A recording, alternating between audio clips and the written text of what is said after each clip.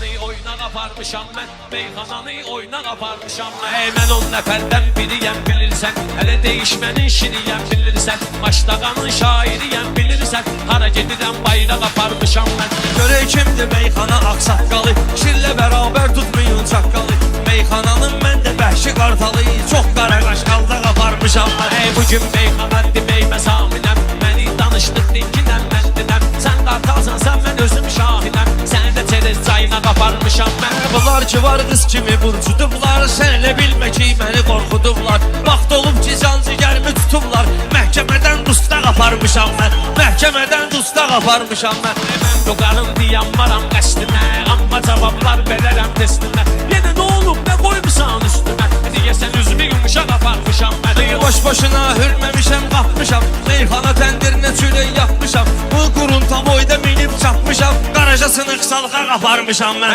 Mən başa düşmədim sənin sözümü, ağzımı açıb yummusan gözümü. Onu qalanda 50 dəfə özümü, təminə ay sarsa qaparmışam mən.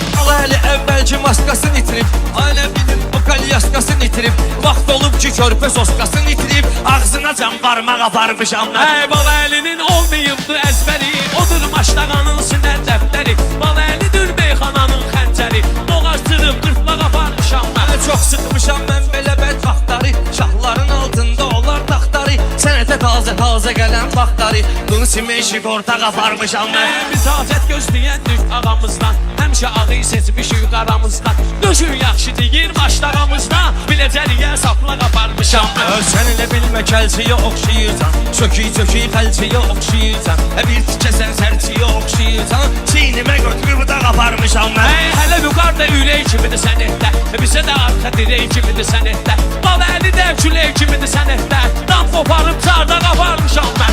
Hamamda parnoyda döyüblər bunu, o gündə vasmoyda döyüblər bunu. Qatırlayıb toyda döyüblər bunu, ağzı bırtı partda qaparmışam mən. Bilən bilir sən də var dostluğum, amma ki meyxaya mənim qulluğum.